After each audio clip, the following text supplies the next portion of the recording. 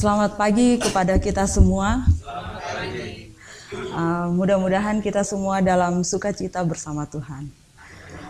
Terus terang ini kali pertama saya berbicara di depan orang banyak. Bahkan di gereja saya belum pernah membawakan firman Tuhan secara langsung, jadi hal ini membuat saya sedikit gugup.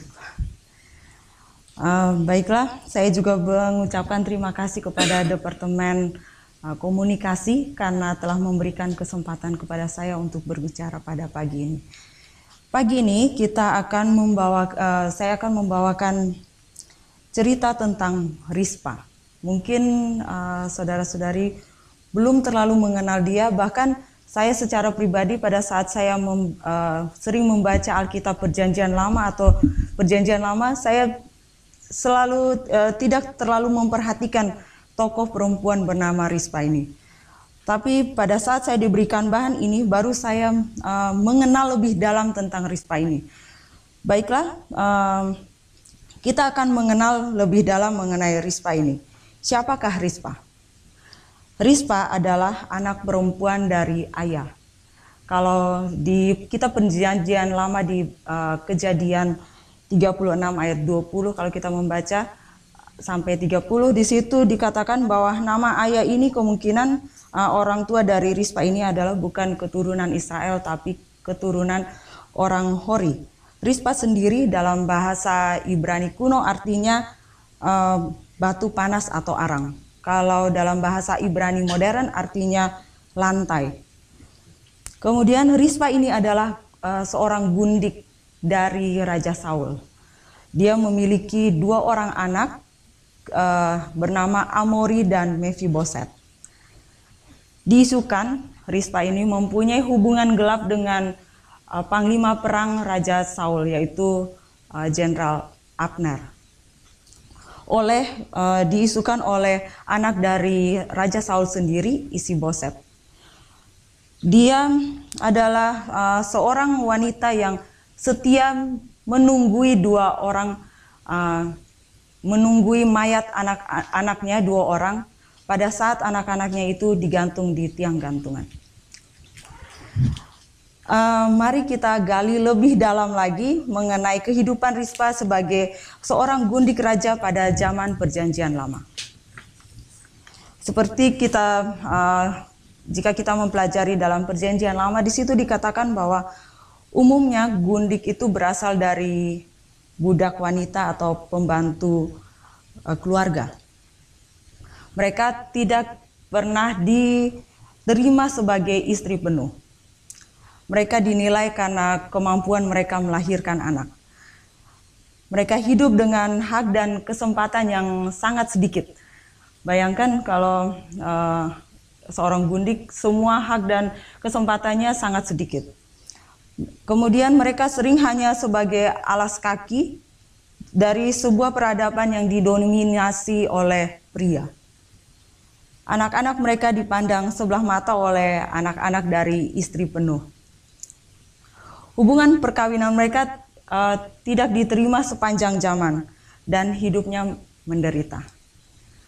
Keadaan hidup Rizpa sangat jauh dari impian. Anak-anaknya sebagai gundik, dia termasuk dalam keluarga Saul. Dan walaupun Jenderal Abner mendukung Isiboset, salah satu anak dari Saul yang ingin menggantikan kedudukan Saul pada saat Saul meninggal, tetapi Rizpa sendiri tidak mempunyai perlindungan. Nasibnya itu seakan-akan di luar kendali tangannya dan diatur oleh kekuatan-kekuatan yang di luar wewenang dan kendalinya. Situasi menjadi lebih buruk karena suami Rizpa, yaitu Saul, meninggal dunia, dan bahkan pada saat dia dikaitkan dengan seorang jenderal, dan kemudian dia juga anak-anaknya dibunuh, dieksekusi atas perintah Raja Daud. Namun Rizpa dikenang karena kesetiaannya di tengah situasi yang menyedihkan itu. Mari kita pelajari tentang apa yang terjadi kepada Rizpa. Kenapa anak-anaknya itu dibunuh? Apa yang melatar belakangi pembunuhan dari keturunan Raja Saul? Kita termasuk kedua anak Rizpa ini. Kita bisa membacanya dalam Samuel 2 ayat 21 sampai 9. Kita akan baca bersama-sama. Samuel 21 ayat 1 hingga 9. Dalam zaman Daud, terjadilah kelaparan selama 3 tahun berturut-turut. Lalu Daud pergi menanyakan petunjuk Tuhan. Berfirmanlah Tuhan, pada Saul dan keluarganya melekat hutang darah, karena ia telah membunuh orang-orang Gibeon. Lalu raja memanggil orang-orang Gibeon dan berkata kepada mereka, orang-orang Gibeon itu tidak termasuk orang Israel, tetapi termasuk sisa-sisa orang Amori, dan walaupun orang Israel telah bersumpah kepada mereka, Saul berikhtiar membasmi mereka dalam kegiatannya untuk kepentingan orang Israel dan Yehuda. Daud berkata kepada orang-orang Gibeon itu, "Apakah yang dapat kuperbuat bagimu dan apakah yang dapat kuadakan penebusan supaya kamu memberkati milik pusaka Yakub?" Lalu berkatalah orang-orang Gibeon itu kepadanya, "Bukanlah perkara emas atau perak urusan kami dengan Saul serta keluarganya. Juga bukanlah urusan kami untuk membunuh seseorang di antara orang Israel. Tetapi," kata Daud, "apakah yang kamu kehendaki akan kuperbuat bagimu?" Ayat 5. Sesudah itu berkatalah mereka kepada raja, "Dari orang yang hendak membinasakan kami dan yang bermaksud memusnahkan kami, sehingga kami tidak mendapatkan tempat dimanapun di daerah Israel, biarlah diserahkan 7 anaknya laki-laki kepada kami, supaya kami menggantung mereka di hadapan Tuhan di Gibeon di bukit Tuhan." Lalu berkatalah raja, "Aku akan menyerahkan mereka." Tetapi raja merasa sayang pada Mefiboset bin Yonatan bin Saul, karena sumpah demi Tuhan ada di antara mereka, di antara Daud dan Yonatan. Lalu raja mengambil kedua anak laki-laki Rispa bin Aya yang dilahirkannya bagi Saul, yakni Amori dan Mefiboset. Dan kelima anak laki-laki Merab bin Saul yang dilahirkannya bagi Adriel bin Barzilai, orang Mehola itu. Kemudian diserahkannya mereka ke dalam tangan orang-orang Gibeon itu. Orang-orang itu menggantung mereka di atas bukit di hadapan Tuhan. Ketujuh orang itu tewas bersama-sama. Mereka telah menghukum mati dan pada awal musim menuai, pada permulaan musim menuai jelai. Bayangkan seorang Rispa hanya memiliki 2 orang anak. Sebagai gundik dia tidak mempunyai kesempatan dan hak yang banyak. Dan anak-anaknya harus dibiarkan untuk mati, gantung diri, digantung karena ada masalah dengan Saul, dia mempunyai hutang darah.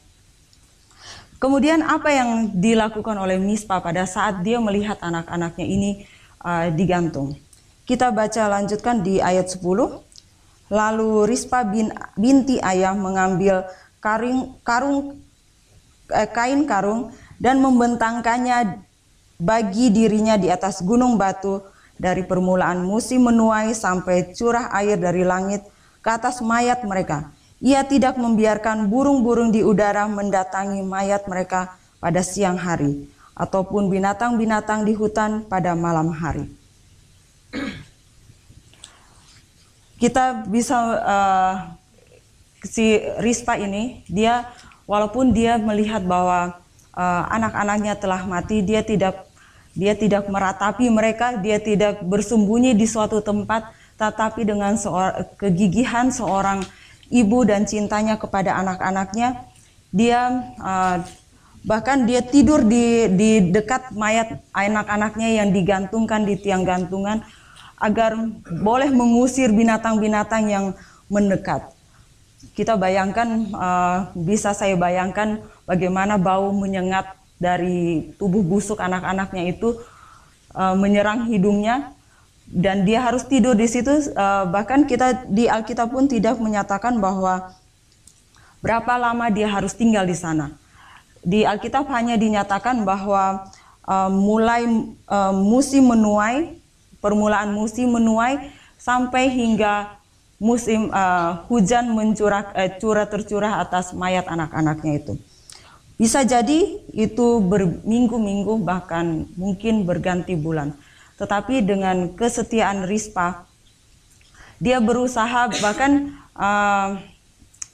dia tinggal di sana. Mungkin dia juga tidak tidur malam dengan nyenyak karena dia harus mendengarkan binatang-binatang yang datang ke sana untuk mengusir binatang-binatang itu agar jauh dari mayat keturunan Saul yang digantung oleh Raja Daud.